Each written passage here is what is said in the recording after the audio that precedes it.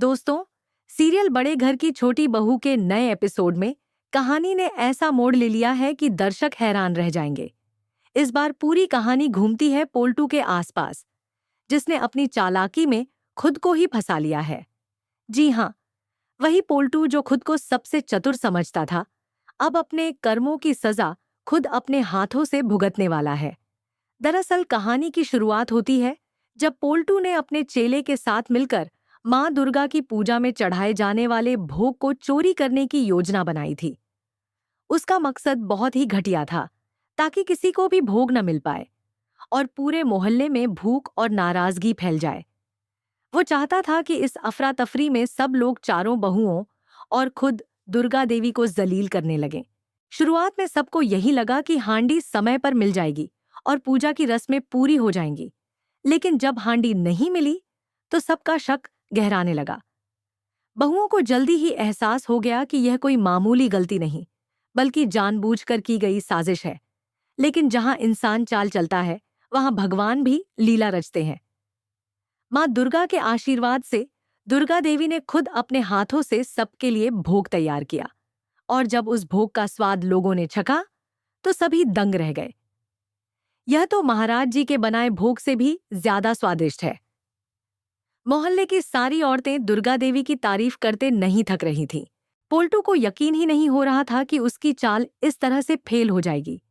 उसका चेहरा गुस्से और शर्म से लाल हो गया था। जिस अहाना को वह सबके सामने अपमानित करना चाहता था, वही अब सबकी तारीफों का केंद्र बन गई थी। दुर्गा देवी ने अपनी चारों बहुओं की इज्जत बचा ली थी और पोल्टू की सारी प्लानिंग धरी की धरी रह गई। लेकिन कहानी में ट्विस्ट यहीं से शुरू होता है, क्योंकि अब पोल्टू के कर्मों का फल उसे मिलने वाला था, वो भी सबके सामने। टुकुन को जब शक हुआ कि इस चोरी के पीछे पोल्टू का ही हाथ है, तो उसने महाराज जी से कहा, अगर वो आदमी जिसके पास आपने हांडी दी थी आपके सामने आए, तो क्या आप उसे पहचान लेंगे? महाराज जी ने बिना सोचे कहा, हाँ, मैं उसे पहचान लूंगा। फिर टुकुन ने सबको एक एक करके बुलाया, ताकि सच्चाई सामने आ सके। पहले तो किसी का नाम नहीं निकला, लेकिन तभी पोल्टू वहां आ पहुंचा। महाराज जी ने उसे देखते ही कहा, यही है वो जिसने झूठ बोलकर हांडी ली थी। पूरा घर स्तब्ध रह गया।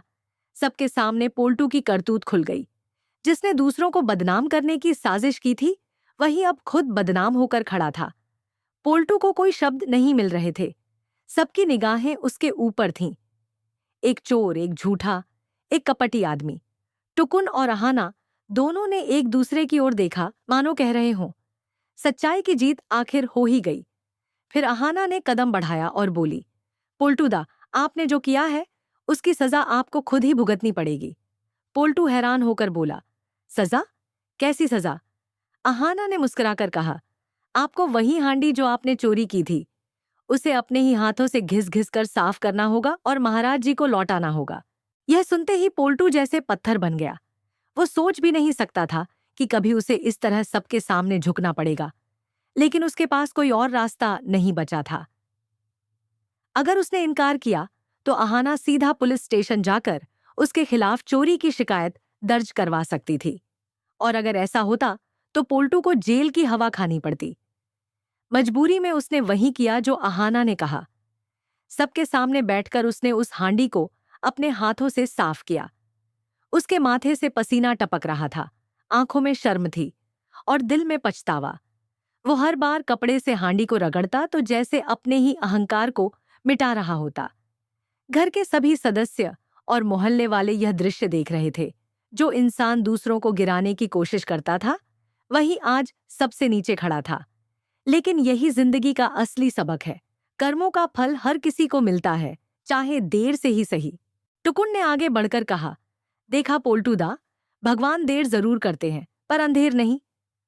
पोल्टू कुछ नहीं बोला, बस झुकी नजरों से सफाई करता रहा।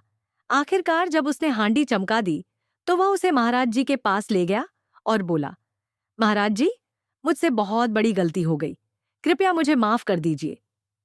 महाराज जी ने गंभीरता से कहा, गलती करना इंसान की फितरत है, लेकिन उसे स्वीकार करना ही सबसे बड़ी ताकत है।